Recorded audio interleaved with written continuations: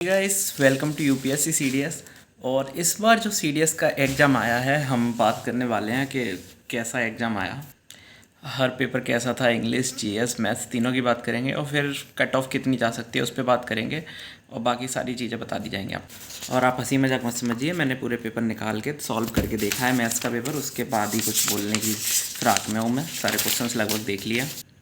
तो गाइस सबसे पहले जो आपका एग्ज़ाम हुआ था इंग्लिश का उसकी बात करते हैं। और इंग्लिश में जो आपको सरप्राइजेस मिले हैं, ऑब्वियसली उनके लिए कोई तैयार नहीं होगा, लेकिन जब सीडीएस का आप सिलेबस देखेंगे, और मैं आपको हर बार बताता हूँ कि आप लोग प्रीवियस ईयर क्वेश्चंस हैं उनको ज़रूर करके जाइए। और साथ में ये भी बताता हूँ कि आप सीडीएस का जब सिलेबस देखेंगे ना इंग्लिश का, तो उसमें सिलेबस डिफाइन नहीं किया हुआ है। ये लिखा गया है कि आपको बेसिक जानकारी पता होनी चाहिए इंग्लिश के बारे में, ठीक है। और यूपीएससी वाले ऑब्वियसली अपने पेपर को प्रिडिक्ट नहीं कर पाएंगे, मतलब प्रिडिक्ट नहीं रहने देते हैं कि आप वही चीज़ आती रहें। मोस्ट प्रोबेबली अब जो सितंबर में एग्ज़ाम होने वाला है उसमें जो इस बार पैटर्न फॉलो किया है वही हो सकता है, ठीक है। वही हो सकता है, 100% श्योर नहीं है, लेकिन 99% वही आने वाला है, ठीक है। लेकिन अभी 1-2 साल से, जो 2 साल से नहीं बोलेंगे, 2-3 बार से जो है वही सेम पेपर आ रहा था, तो उन्होंने चेंजेस कर दिया, ठीक है। अब उन चेंजेस को हर कोई अच्छे से हैंडल नहीं कर सकता, और कुछ लोगों ने सही कर भी लिया होगा, तो फिर ध्यान रखिए कट ऑफ उन कुछ लोगों की वजह से नहीं हाई जाने वाली। तो मेरा तो मानना है इंग्लिश में, ऑब्वियसली इंग्लिश का पेपर थोड़ा सा टफ था, क्योंकि जहाँ पे आपको अगर 80 नंबर लाने हैं, 75 प्लस नंबर लाने होते हैं, वहाँ आपको 110 प्लस क्वेश्चन अटैम्प्ट करने होते हैं।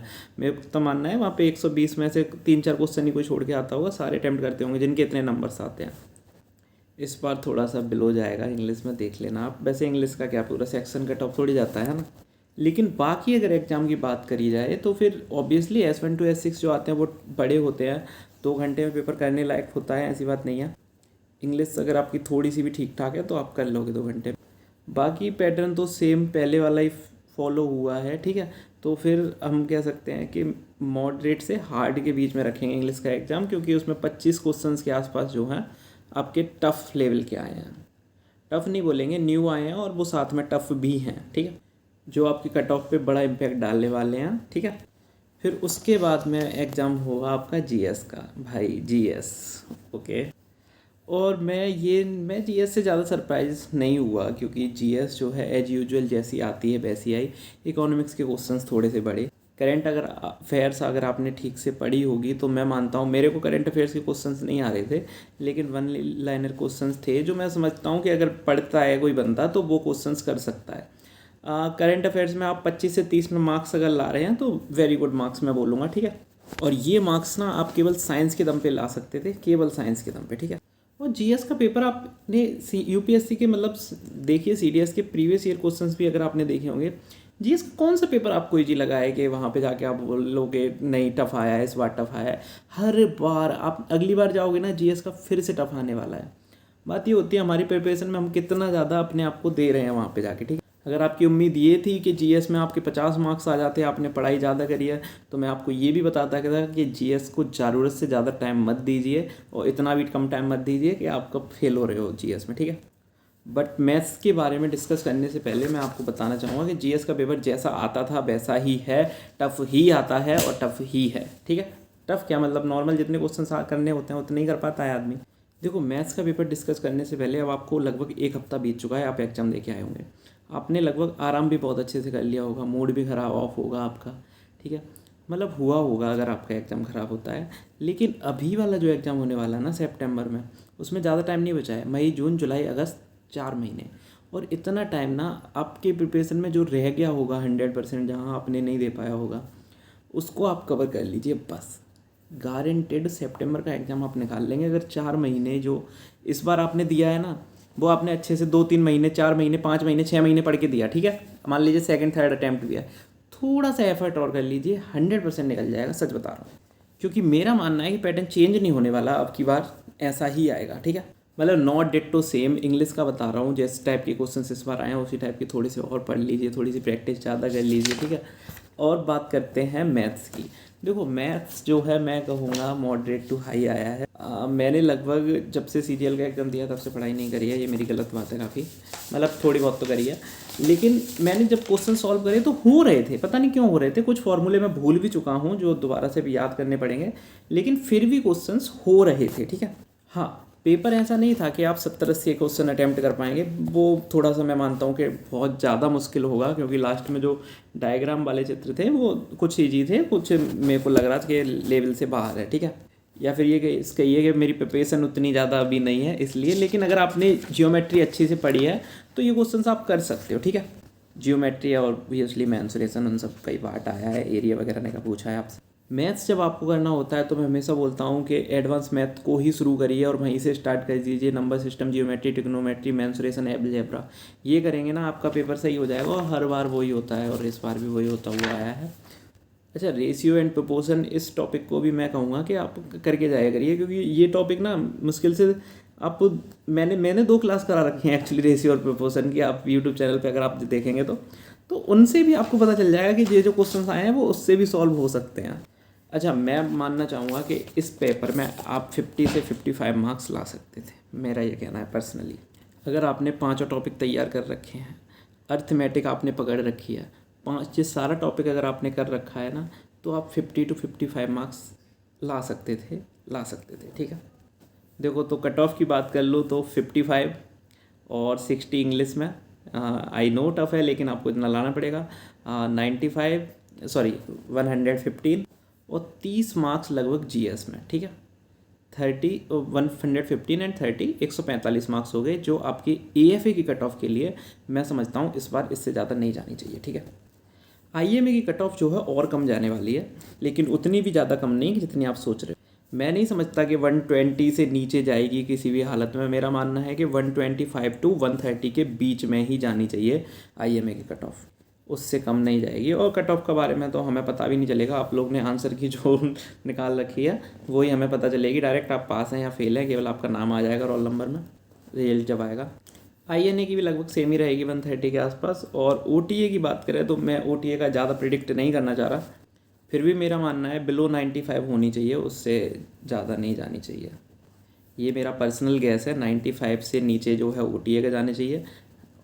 अच्छा, जिन लोगों को अगर आपको डाउट लग रहा है कि मेरे मार्क्स इनसे थोड़ा सा कम आ रहे हैं, 95 से थोड़ा सा कम आ रहे हैं, जैसे कोई कहे 89 आ रहे हैं, क्या करूँ, एसएसबी की तैयारी करूँ या फिर नया पेपर की तैयारी करूँ, तो मेरा मानना है थोड़ा सा वेट करिए, आप आराम से मस्ती करिए। और अभी अगर आपको डाउट में लग रहा है, थोड़ा सा पढ़ाई करते रहिए कि सीडीएस में कुछ भी हो सकता है, रिजल्ट आ सकता है, नहीं हो सकता, जो भी है। लेकिन अगर आप इन कट ऑफ से थोड़ा सा ऊपर उठ चुके हैं, अगर आपका 5-10 नंबर का गैप आ रहा है, तो ऑब्वियसली आपको एसएसबी की प्रिपरेशन कर लेनी चाहिए, स्टार्टिंग कर लेनी चाहिए यहीं से, कि आप जो है घर से कुछ बेस बना लें, ताकि अगर आप कहीं पे पेड कोर्स लेके अगर तैयारी करने जा रहे हैं तो आपको बेसिक पता हो वहाँ पे जाने से पहले कि एसएसबी में क्या क्या चीज़ें होती हैं, तो आपको वहाँ पे अच्छे से समझ आ जाएगा कि आपको कौन से क्वेश्चन उन लोगों से पूछने हैं। क्योंकि एसएसबी की प्रिपरेशन 10-12 दिन की, 15 दिन की, 17 दिन की होती है, उससे ज़्यादा की नहीं होती। तो वहाँ पे जाके आप पता लगा सकते हैं कि आपको किन किन डाउट्स हैं और पूछ सकते हैं। वहाँ पे जाके बैठ जाओगे तो फिर आपको समझ में ही नहीं आएगा, वहीं से पूछ रहे हैं, वहीं से यार, फिर आपको प्रैक्टिस के लिए और टाइम कहाँ से मिलेगा, दोबारा जाओगे क्या, नहीं जाओगे ना। तो घर से ही प्रैक्टिस करके जाइए। प्रैक्टिस मतलब थोड़ी बहुत जानकारी पता होना चाहिए। अब देखिए गाइस, मन उदास करने की बिल्कुल भी ज़रूरत नहीं है। ये यूपीएससी का एग्ज़ाम है और इसमें हार जीत लगी ही रहती है। मैं लिटरली बता रहा हूँ, अगर आप सच में आपने अच्छे से तैयारी करी है, ठीक है, और थोड़ा सा रह गए हैं, आपको लग रहा है कि कहीं थोड़ा सा रह गए हैं, अगर आपके पास अटैम्प्ट है तो ज़रूर सितंबर वाले की तैयारी करिए। और अगर अटैम्प्ट ख़त्म हो चुके हैं तो अपनी प्रिपरेशन को थोड़ा सा साइड लाइए और एसएससी की तरफ आ जाइए, ताकि आपको एक स्टेबल जॉब मिल सके, ठीक है। और एसएससी की तरफ आप जाएंगे ना तो आपको एग्ज़ाम सरल लगने लग जाएंगे। क्वेश्चंस की थोड़ी सी स्पीड आपको और बढ़ानी पड़ेगी, बस उतनी ज़्यादा है। थोड़ा रीजनिंग पढ़ना पड़ेगा। देखो, रीजनिंग तो जो है एसएसबी की तैयारी करते तो फिर वहाँ पे भी आती ओआईआर में, तब को आपको प्रिपरेशन करनी पड़ती है। तो यहाँ पे थोड़े बहुत ही चेंजेस होते हैं। और एसएससी ना, अगर आप यूपीएससी सीडीएस की प्रिपरेशन करके आ रहे हैं ना, मैं कहूँगा आपको बहुत ज़्यादा इजी लगने वाला है, बहुत ज़्यादा इजी लगने वाला है। लेकिन ये बिल्कुल मत समझना कि मैं इतनी तैयारी करके आ रहा हूँ तो फिर सीजीएल में कंपटीशन है ही नहीं वगैरह वगैरह। यहाँ पे ज़रूरत से ज़्यादा ही कंपटीशन लगता है, लेकिन यहाँ पे आप अपनी मेहनत के दम पे जो है सिलेक्शन ले सकते हैं। जैसे सरप्राइजेस आपको इसमें यूपीएससी सीडीएस में मिले, वैसे एसएससी में मिलने के चांसेस ना के बराबर ही होते हैं, ठीक है। ऑब्वियसली बुरा तो लगता है जब एग्ज़ाम ख़त्म होके आते हैं और फिर देखते हैं कि पेपर ख़राब हो गया। एक्चुअली वहाँ पे भी ख़राब नहीं लगता, जब घर पे आके आंसर मैच कर रहे होते हैं तब ज़्यादा बुरा लगता है कि फिर से गड़बड़ हो गई। मैं खुद 3 बार फेल हुआ हूँ गाइस यार, 4थी बार अटैम्प्ट में निकला था मेरा, मैं क्या बताऊँ। बस अपने आप पे भरोसा रखिए। हर बार आपको कहीं ना कहीं ये लगेगा कि नहीं, अब बहुत ज़्यादा टाइम दे दिया, घर वाले भी कहते हैं कि इसकी तैयारी करता रहता है, कोई पेपर निकल नहीं रहा फलाना ढिमका। नहीं, ऐसा कुछ नहीं है, एक बार निकलेगा ना, यूपीएससी का एग्ज़ाम निकाला है आपने भाई, इतनी बड़ी बात हो जाएगी, समझिए। तो मैं मानता हूँ ये वीडियो जिसके पास भी जा रही है ना, उसका फ्यूचर ब्राइट होने वाला है, क्योंकि आप यूपीएससी की सीडीएस की प्रिपरेशन कर रहे हैं और कोई हल्की फुल्की बात नहीं है। अगर आप वहाँ के लेवल तक पहुँच चुके हैं ना, तो आप कहीं ना कहीं तो ना एक एग्ज़ाम निकाल के जॉब ले ही लेंगे, मेरा ऐसा भरोसा है। नहीं तो अपने आप को 3-4 सालों में देख ही लेना। इतना ज़्यादा टाइम नहीं लगना चाहिए, इसी साल में ले लीजिए जॉब, ठीक है। सितंबर वाले एग्ज़ाम की तैयारी आप सीडीएस की प्रॉपर वे में करेंगे और साथ में उसके साथ में एसएससी के एग्ज़ाम को भी लेके चलेंगे। इस बार आपको जॉब लेनी ही है, यही मान लीजिए। 1 साल बस थोड़ी सी मेहनत कर लीजिए, थोड़ी सी बोले तो 5-6 महीने, 6 महीने बस, उससे ज़्यादा कुछ नहीं। उसके बाद में आप नहीं भी पढ़ेंगे ना, सब कुछ ही नहीं होना भाई, सैलरी आनी है। मैं इस क्वार्टर में अकेले पढ़ा हुआ हूँ यार, ऐसे आप लोग भी कहीं ना कहीं रह रहे होंगे। चलो क्वार्टर किसी और दिन वीडियो में देखेंगे। तो आज की वीडियो में बस इतना ही, और आपके जो भी डाउट्स हैं वो आप पूछ सकते हैं। हाँ, रिजल्ट की बात करूँ मैं, तो रिजल्ट आपका आ जाएगा 21 अप्रैल को, आपको एग्ज़ाम हुआ था ना, रिजल्ट आप मान के चलिए 10 मई के अराउंड आ जाना चाहिए, ठीक है। पहले जो है सीडीएस का रिजल्ट जो है लगभग बहुत 45 दिन के आसपास आता था, लगभग 1.5 महीना लग जाता था, फिर 25 दिन के आसपास आता था। लेकिन अभी पिछली बार से कुछ बार से मतलब 17-18 दिन में ही रिजल्ट दे देते हैं। तो आप मान के चलिए 25 दिन के अंदर, तो 10 मई के अराउंड आना चाहिए, ठीक है, अगर जल्द से जल्द आया तो, और नहीं तो फिर 15 मई तक तो आना ही चाहिए।